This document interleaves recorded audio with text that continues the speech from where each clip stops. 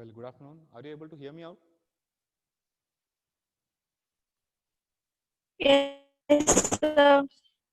Okay. So we'll start from where we stopped yesterday. I think this was a slide that was visible to you yesterday. We discussed the meaning, the concept of a bond, some of the characteristics of a bond. You know, Again, I would like to repeat: bond is nothing but when you take a loan from the bank. Okay, it will be called as a loan because you are giving something as security to the bank, and the bank is giving you money. Okay, so this is a deal. Now, if the same thing is done by the government, instead of government going to a bank, if government comes to people like you and me and says, please give us money, we need money for some reason, it will be called as a bond. Now, a loan given to the government, okay, or loan given by common citizens to the government in small bits and pieces is called as a bond. Clear? Now, whenever government raises bonds or whenever government issues bonds, okay, there are few things. A bond always has a face value, or it's also called as a par value. Interest by the government is always paid on a 6 monthly basis, or we call it as semi-annually basis. The rate of interest is fixed, and at the end of that particular period, you are able to withdraw the money. Okay, so this is how bonds have been. These are some basic characteristics of a bond, right? Now we move on to the classification of bonds. Yesterday we have seen two classifications. One is secured and unsecured bonds. Second, we have seen perpetual and redeemable bonds. Can anyone tell me the difference between perpetual bonds and redeemable bonds? Sir, Yes. hello, sir. Yeah. Sir, perpetual bonds are the bonds which don't have the limit. Like it will go beyond. No end for the bond. Like continuous, they have to pay the interest for that people. And whereas the redeemable bond will complete at the end of the contract period. Okay. So Rohin, They so the have the word limit. Rohin, the word that you have to use is perpetual bonds have no maturity. The word Yes, comes sir. from Yes, sir. maturity. Okay. And So no redeemable bonds maturity. always have a maturity. Yes, sir. Yes, So sir. the word maturity has to come into picture. Okay. Now, Okay, sir. Okay, sir. if we move to the another type of a bond, we call it as fixed rate bond and a floating rate bond. Okay. Now, what is a fixed rate? A fixed rate bond is that particular bond wherein from the time the bond is been issued, the rate of interest on that particular bond is fixed. There will be no change in the rate of interest. It is something like, you're taking a housing loan. You have two ways by which you can repay the loan. Either you can pay on fixed interest rate basis, or you can pay it on floating interest rate basis, right? What does it mean? Come what may, if you take it on a fixed interest rate basis, every year you are supposed to pay that amount of loan, that amount of money to the bank, right? Or if you take the loan on a floating rate basis, depending on whatever rate that is prevailing in that particular year, you are supposed to pay the rate of interest. On same basis, the concept of fixed rate bond and floating rate bond also works out. Suppose the government says that we are going to pay a fixed rate of interest. That means every year the government is going to pay a fixed rate of interest to you. That is what you are going to get. Say for example, I am the government. I issue bonds, you know, worth face value of 1,000 rupees each, and my condition is I will issue bonds in multiples of thousands. Now, suppose you are 10 people here. Each one of you would like to purchase this particular bond, okay? But some of you have only 1,000 rupees, some of you have 5,000 rupees, some of you have 10,000 rupees, probably some of you have even a lakh or rupees. So, depending on whatever capacity that you have, you give this money to me and I will issue a government paper that is called as a bond. Okay. Now my condition is very simple. The condition is I will give you two offers, and the offer is I want this particular money for 10 years. At the end of 10 years, I will return this money back to you. I will also return the interest for of the 10th year at the end of maturity period. Before that, that is from year 1 to year 9, I will pay year interest okay, every 6 months, because it's a government bond, so interest has to be paid every 6 months, right? So I have a fixed maturity period, that is 10 years. I have told you that I will give you back this particular bond, that is nothing but redemption. I have told you that the face value of the bond is 1000 rupees.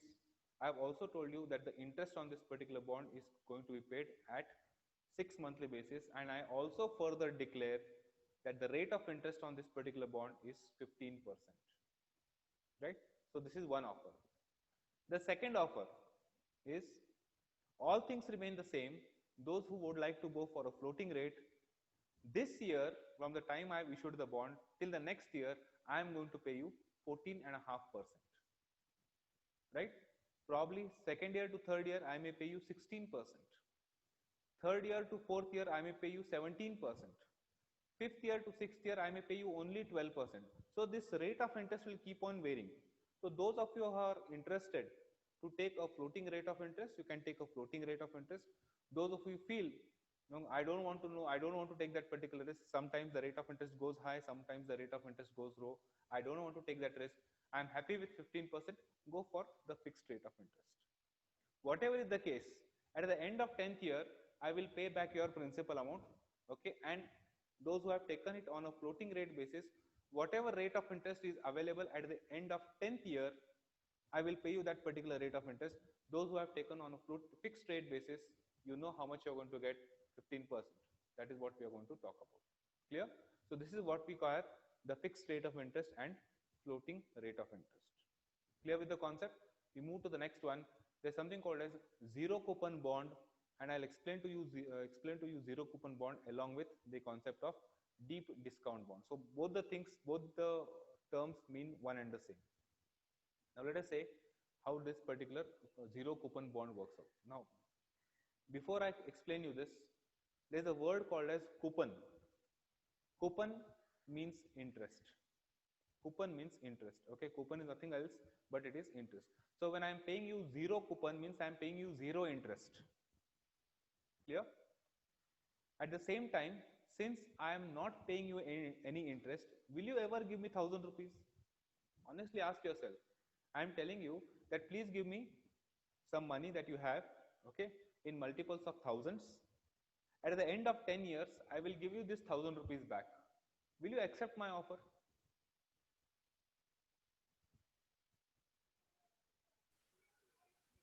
I need some response No, from people. I'm giving you an offer. I'm saying that I need money. no, No, sir. Okay. No, sir. Nobody will come forward for this particular offer, right? You are giving me 1000 rupees, and after 10 years, you are still getting 1000 rupees. Then why should I give it? Naturally, any person is going to ask this particular question. So I should make my offer very lucrative. I should add some features in that particular offer so that you are interested or you are motivated to buy that particular bond. So what will I do? I have to reduce the price of that particular bond. I will say, though the face value of this particular bond is 1000 rupees, I will issue it at a very high discount. Okay, that is what we call as a deep discount. So I will issue it at a very deep discount, or I will issue it at a very high discount, such that 1000 rupees bond, I will offer it to you just at 150 rupees. In other ways, you pay me 150 rupees now, I will give you a paper which is worth 1000 rupees.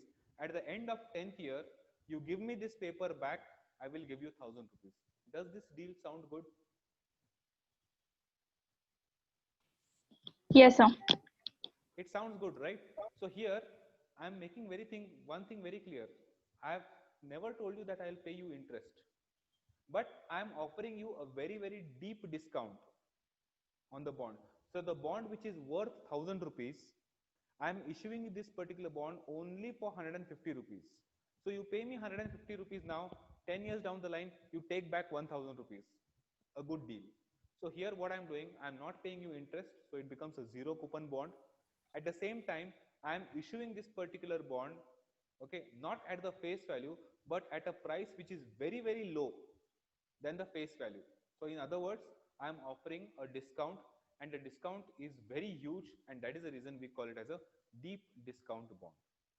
Okay, it so happened that IDBI Bank, I hope you know IDBI Bank. So when IDBI Bank started, they wanted money. Okay. So what they issued bonds, and the bonds that they issued is they said that, okay, we will offer you bonds. The face value of that particular bond is 2 lakh rupees. That means one bond is worth 2 lakh rupees. Okay. You pay only, you pay only 5,000 rupees, and after 25 years, you take back your 2 lakh rupees. This happened in 1996 when IDBI Bank said that we will offer deep discount zero coupon bonds. That means a face value of the bond was 2 lakh rupees. You take or purchase this particular bond for just 5,000 rupees. Okay. And after 25 years, for this whatever 5,000 rupees that you have paid, you will get back your 2 lakh rupees. So here IDBI Bank very clearly stated that the bond which has a face value of 2 lakh rupees was issued only at 5,000 rupees, which means there is a big discount. Second thing that the bank said or offered is, they said we are not going to pay you any interest. So it became a zero coupon bond. Clear? So people who invested their money 5,000 rupees or in multiples of 5,000 rupees, people who invested that particular money in IDBI, okay, after 25 years, right? So by after 25 years, it means next year 2021, those people will get 2 lakh rupees for one bond. So they invested only 5,000 rupees. Today that 5,000 rupees has become 2 lakh rupees. Clear? So this is what we call as deep discount bonds or zero coupon bonds. Clear with the concept? So I had a doubt. Yeah. So you said these deep discount bonds. As an investor, when I invest into it is very beneficial for me, sir. Right. But when as a company or as an organization, any company issues it, what benefit is it going to get, sir? Because mainly when shares or bonds are issued, they are issued to raise money, sir. Right. Then what benefits can a company have Right. when it? I'll explain. Sir? I'll explain. Yes, sir. In your second semester, you have studied something called as time value of money. Yes, sir. Okay. Now, just take this example. Take these figures. Okay. Present value is 5,000. Future value is 2 lakhs. T is 25 years. Can you find out the rate? So just a second. Yeah. Yes, sir. Repeat. I'll repeat it. Present value Yes, sir. is 5,000 rupees. Yes, sir. Future value is 2 lakh rupees. Yes, sir. Time T is 25 years. Yes, sir. You need to find out R, that is rate of return. Yes, sir. Yeah. Let me do one thing. You calculate it Yes, today. Tomorrow in Yes, my sir. next class of investment, please tell me what is the rate of interest.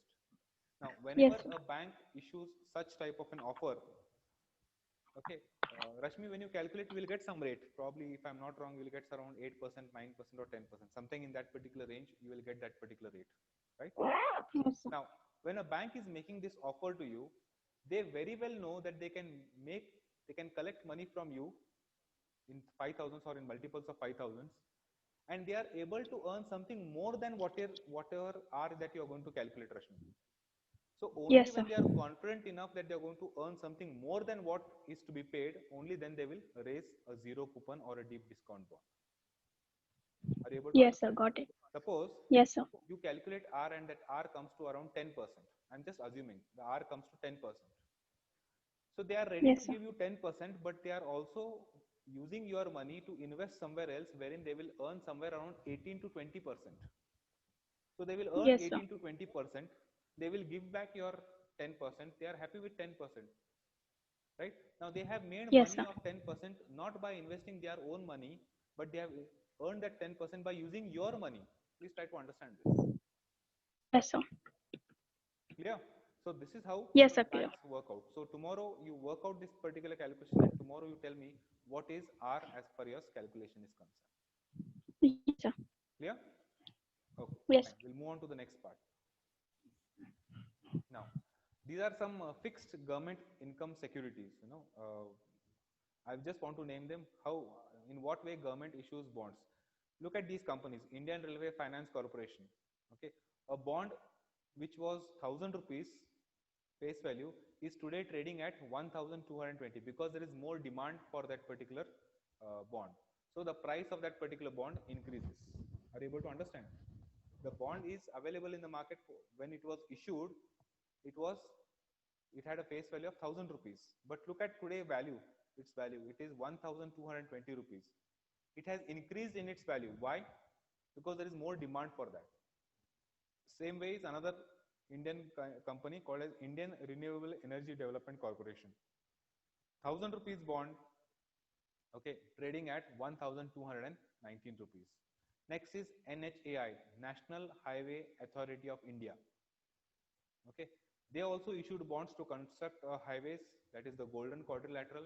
Also, they raised money to construct North-South corridor. That means the highway that runs from all the way from Udhampur in Kashmir to Kanyakumari straight. Okay, the highway runs, and they also raised money to construct another highway which runs from Assam in the east to Gujarat in the west. Okay, so they need money. Highways need money to construct. So how did they raise money? They raised money through NHAI bonds. Okay, so they issued bonds worth face value of 1000 rupees. Today they are trading, they are available in the market for 1235 rupees. Next is NTPC, National Thermal Power Corporation. Okay, they issued bonds worth 1000 rupees. Today see its value. It has increased in its value by 1188 rupees. Why is this there an increase? There is an increase because people feel it is much safer to invest in safe instruments because they are getting fixed income, right? If you look at stock market today, stock markets are very, very fluctuating. So if you are fluctuating, there is no stability.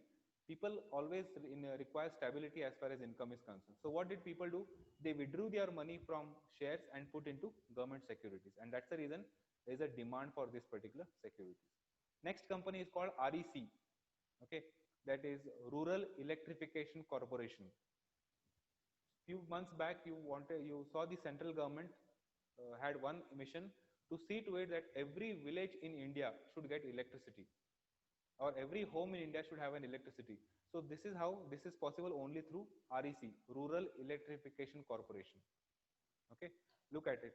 They wanted money to distribute power. They issued bonds worth 1000 rupees. Today the bond is worth 1280 rupees. So there is a jump of around 6.57%. Okay. Next one is State Bank of India. State Bank of India issued bonds worth, one bond was worth 10,000 rupees. Today if you see today you see the bond is worth around 11,100 rupees. So there is a demand for these particular bonds. Again, I am saying these are fixed income securities. Getting it? Or they are called as fixed income bonds. Clear with this? You don't worry about this. This is volumes in crores. So this many number of bonds are today available for trade. That is what we call as volume in terms of crores. And this change is nothing but compared to yesterday, okay, or compared to last month, what is there a change? Has the value increased or has the value decreased? So in all the cases we have seen the value is increasing except one thing, that is NTPC, National Thermal Power Corporation. So there is something wrong with it, and that's the reason there is a lesser, the value is lower, but it is just low by 0.04%, which is hardly anything. Yeah. Okay. Any doubts up to this point? We'll move to the next one. No, sir. Okay. Now, I told you that bonds and debentures almost go same hand in hand. The only difference is a bond is issued by the government. It can be issued by the state government. It can be issued by government companies, for example, railways, electricity distribution, okay, thermal power corporations, all these things. So these are bonds which are issued by the government. In fact, one of the most famous bond that was issued by the government and it has worked out really well is the Konkan Railway bond. I don't know how many of you know it, but most of your parents have invested their money in Konkan Railway bonds because they wanted to connect the entire coastline of India through railway network. Okay, so they wanted to construct a railway line right from Mumbai, okay, to Kanyakumari. So that was the project that the government undertook, and it had huge requirement of money, a huge amount of money that was required, and the government felt that we don't have that much of money. One, we cannot borrow money because paying of interest is too heavy for us. So the best thing is they offered bonds to the people of India and people gave money, and that is how today Konkan Railway is working well. Okay. So these are some government bonds that were issued. Next is, if the same bond, if the same bond is issued by a company, right? A limited company or a private company don't have that permission, but if it is the same bond is issued by a limited company, it is called as a debenture. That's the only difference. Clear? So we'll see what is a debenture. Debentures are nothing but long-term debt instruments that promise to pay a fixed sum of money in the form of interest for a certain period of year. So it is very, very similar to bond. The only difference is when a government issues it, it's called as a bond. When companies issued it, it is called as a debenture. That's the only difference. Okay. Of course, in terms of modalities, there is a lot of difference. Bonds pay interest semi-annually. That means every 6 months, bond pays interest. But debentures can pay interest on their own choice. They can either pay monthly, they can either pay quarterly, they can pay semi-annually, or they can pay annually also. Generally, debentures pay interest annually. Generally, I am saying there is no hard and fast rule. They can pay semi-annually, they can pay quarterly also. Okay. So as bonds, they also have a fixed redemption value. Okay. And they have a fixed maturity. Likewise, we have some bonds which have been classified. We have secured and unsecured bonds. We have fully convertible, partly convertible, and non-convertible bonds. Okay, I'll tell you what is fully convertible, partly, and non-convertible. Okay, this means that suppose if there's a company, okay, and I'll give you the name of the company. It happened with a company called Reliance Industries. All of you know this particular company. Okay, it so happened that Dhirubhai Ambani, who was the managing director and the CMD of Reliance Industries at that point of time, I'm talking about 1986. Probably I don't know how many of you were even born that time. So 1986-87, that was a time when Reliance Industries felt that that we should raise capital, we should raise money, not by borrowing from the bank, but we should raise money from the people. And during those times, people were not easily ready to give their money in the form of share capital because shares were very, very risky. Today the price goes up, tomorrow it comes down. The company, if it earns profit, dividend will come. Again, there is no guarantee that how much dividend will come. So there was a lot of uncertainty. The investors also felt the same thing, and Reliance Industries also felt the same thing. So what did Dhirubhai Ambani do? He said, instead of issuing shares, I will issue debentures. Okay, I will issue debentures, and you give your money to us. We will construct the Jamnagar plant, we will construct the Patalganga plant, we will construct the petroleum refinery. Okay, and as and when the petroleum refinery starts working and starts making profit, or even if it does not make profit, we will assure you a fixed sum of money. Okay, so this was the offer that was made by Reliance Industries to people, and people readily invested their money into Reliance Industries. Now it so happened that over a period of time, paying of interest became a burden for the company. That means, see, if you're paying interest, it has to be a fixed rate of interest. And if I'm not wrong, the rate of interest was around 14%. Now 14% of interest is too high for any company to sustain. But Reliance wanted that particular money, so they raised money in the form of debentures. And after some years, they came to know that they have made a mistake, that they cannot sustain with 14%, paying 14% as the rate of interest. So all of a sudden, what Reliance Industries did was Dhirubhai Ambani did is, he said that whoever has debentures, okay, those debentures will now be converted into shares. Now look at the story. If you convert debentures into if you convert debentures into shares by making a resolution in your board of directors meeting, and change your articles of association and convert your debentures into shares, the company is relieved of paying interest. The company need not pay interest. The company even need not pay dividend also, for that matter, right?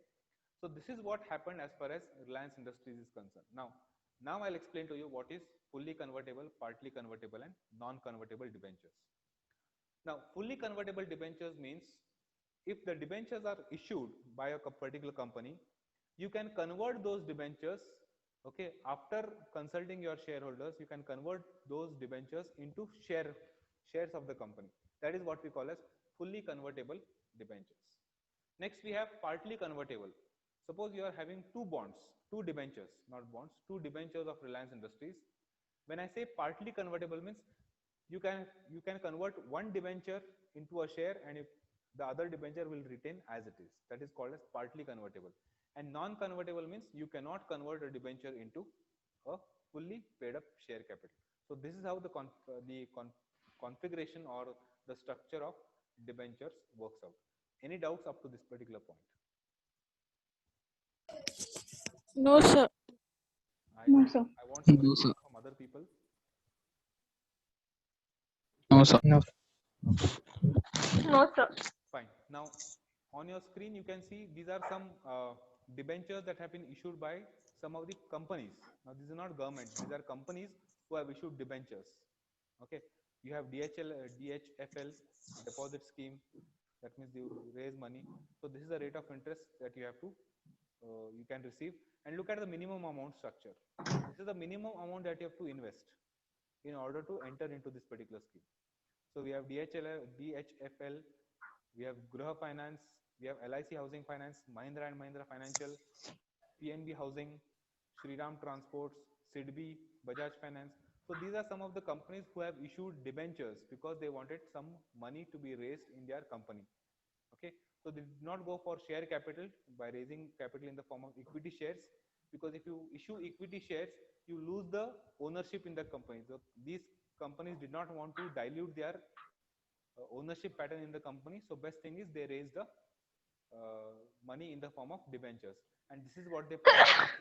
If you keep your money for 1 year, this is what you get. If you keep it for 3 years, this is what you get. If you keep it for 5 years, this is what you get.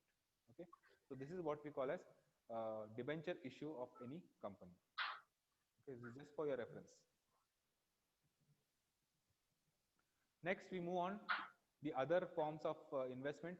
We have something called as money market instruments. Okay, now shares and debentures, what we said, these investments ran into number of years. But if you require money, or if you want to invest your money for a very short period of time, then investing your money into shares or investing your money into debentures will not work out fruitful for you. In such case, you have to invest your money into the third category of investment called as money market instruments. There's something called as treasury bill, commercial papers, certificate of the maturity of these investment avenues is from 45 days up to 1 year. Debenture is 1 year and greater. Shares are also 1 year and greater. But if you want to invest money for a very short period of time, then you have to go for money market instruments. Yeah. When you invest your money in money market instruments, first thing is, Sir, there is lots of disturbance. some of you have kept your microphones unmuted. Priyanka, please unmute your mic. Yeah. So if you really want to invest your money for a very short period of time, then probably you have to invest only in treasury bills, commercial papers, and certificate of deposits. Okay. So these are some instruments. These are very, very safe instruments, by the way, because they are guaranteed by the banks, or they are guaranteed by the issuing company. They are very safe, but you earn a very, very small rate of return. At the same time, there is almost very negligible amount of risk as far as money market instruments are concerned. Okay. So if you want to invest your money only for 6 months, don't go and invest your money into shares or debentures. You will not get anything. Best thing is invest your money into money market instruments, something like treasury bills, commercial papers, certificate of deposits, other things that are available in India. One more thing I would like to clarify: the treasury bill market in India is still not matured enough. That means people don't trade much in treasury bills, but of course commercial papers, a lot of banks trade, so you can definitely invest your money into commercial papers. Next and most important thing, category of investment, is mutual funds. Okay, see, we would like, all of us want to earn high money. Okay, we don't want to take risk. At the same time, we don't have even time to study all the shares in the stock market, invest your money into stock market, study each and company, monitor the performance of each company. It is a very cumbersome job, and it is very difficult for people like you and me to sit in front of the system daily and watch out. So what do? We catch hold of a person who is an expert, and we say, okay, this is 50,000 rupees, or this is 1 lakh rupees, or 10 lakh rupees I'm giving to you. invest this particular money in such avenues wherein I will be able to get a good handsome return. So this particular firm says, okay, fine, I will invest your money, but I'm going to take 2% as commission. I said, fine, take it, go ahead, right? So he is called as a AMC. AMC stands for Asset Management Companies. These are nothing but mutual fund companies. So what do? They take money from people like you and me who want to earn high income, who want to reduce the risk, who do not have time, or in other words, who do not understand stock market operations, but still want to earn a high amount of money. So what do? We catch hold of these people, give them the money and say, you manage the money. I will give you whatever commission that you charge. So these are mutual funds. They are experts. Okay, they are very professional in managing your money. So the best thing is, put your money or invest your money into mutual funds. Now, when I say put your money into mutual funds, that does not mean you have to anyways put it. There are three broad schemes that we have to understand. Okay, there's something called as equity scheme, there's something called as a debt scheme, and there is something called as a balance scheme. Now, what is it? It says that suppose I have one person here who is called as an AMC, that is asset management company. He is going to look for the investment. I hand over him 2 lakh rupees and say, you manage this 2 lakh rupees. End of the year, I want around 15 to 18% return. He said, fine, fair enough, I can do that. So he takes this 2 lakh rupees from me and I tell him that I want 18 to 20%, or I tell him around 15 to 18% return. He will ask me, where do you want me to invest this particular money? So I have to tell him, please invest this money into equity scheme, or invest this money into debt scheme, or you make a combination. You invest 1 lakh rupee into debt scheme, you invest 1 lakh rupees into equity scheme. If equity schemes fall, debt schemes will go up. If debt schemes fall, equity schemes will definitely go up. So I balance my return, right? So whenever you invest your money into mutual funds, always see to it that you have a proper balance. You may tell the ratio, I want 60% in equity, only 40% in debt, or I want 70% in equity and only 30% in debt. That combination we can do it, but always invest your money into balance scheme to avoid any fluctuations. At the same time, whenever you invest your money into mutual funds, you have to always think from the long-term perspective. Okay, you cannot think from the short-term perspective. So that is what we are going to talk about mutual funds. We'll discuss mutual funds in greater detail. I think Prayag sir will also discuss mutual funds when it comes to financial services, banking and financial services. If it doesn't discuss, I will definitely cover it up. Next, we have life insurance. Now we have various life insurance policies. We have the endowment policy, money back policy, whole life policy, and term policy. Don't worry as of now, as far as insurance is concerned. In your next semester, that is the 4th semester, you have to only study insurance. So that time we'll take up all these schemes in much detail. Next, you can also invest your money into precious objects like gold, silver, precious stones, diamonds, platinum. These are some investment avenues where people can definitely invest your money. The last and the most recent advancement that has happened in financial industry is the derivative markets. Okay, so if you are not interested in any of these, you can definitely invest your money into derivative markets. You can invest your money into futures, forwards, swaps, and options. Probably sometime later I will tell you in detail what are these derivatives. But investing your money into derivatives is like, you're playing with fire. You have petrol in one hand and you have a matchstick, a lighted matchstick on the other hand. Okay, if you work it properly, you can bring prosperity for yourself. If you don't work it properly, not only you will burn others, you will burn yourself also. That is how derivative markets are risky. In fact, the 2008 financial crisis that happened and wherein the entire financial markets of the world collapsed is because of derivative markets. So that's the reason I said it can bring prosperity also, it can burn you completely also. So it's a very risky proposition as far as financial derivatives is concerned. As and when we find time, I'll tell you in detail how the derivative markets actually work out. Okay, so there are various types of derivatives. So had you taken, some of you would have taken core finance, you will study financial derivatives in detail. It's an entire subject by itself. Financial derivatives is an entire subject by itself, which you could have studied as far as the 4th semester studies is concerned. Okay, so these are some investment avenues that I would like to highlight basically.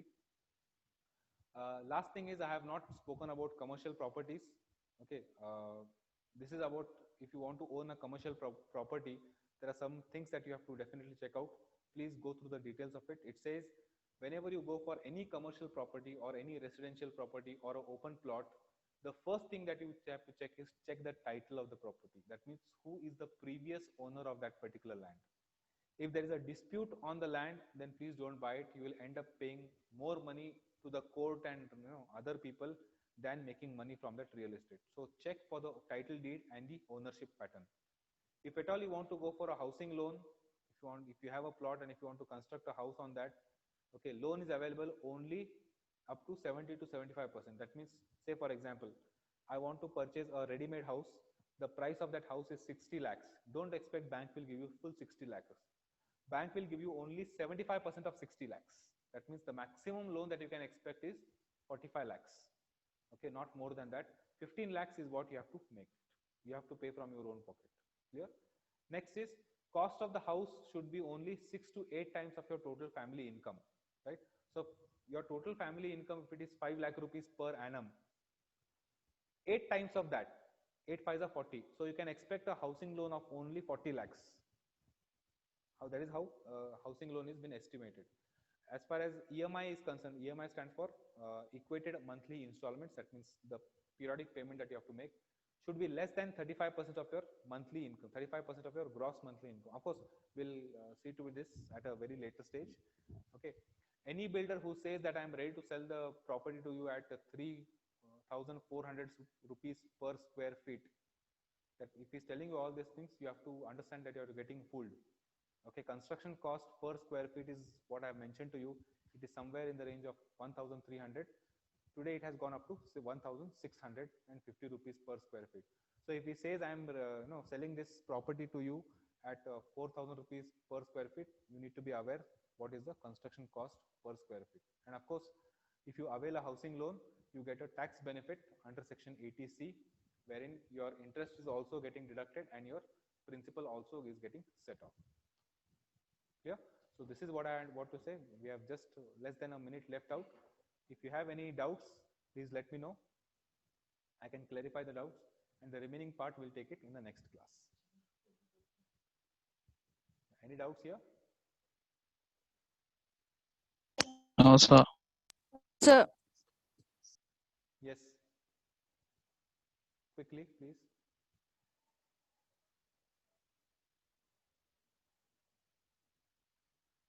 Any doubts?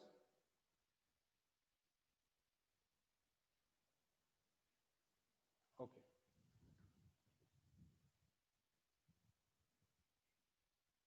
No doubts, right? no, sir. Okay, just a No, minute. sir. I want to take the attendance. I'll just take a screenshot.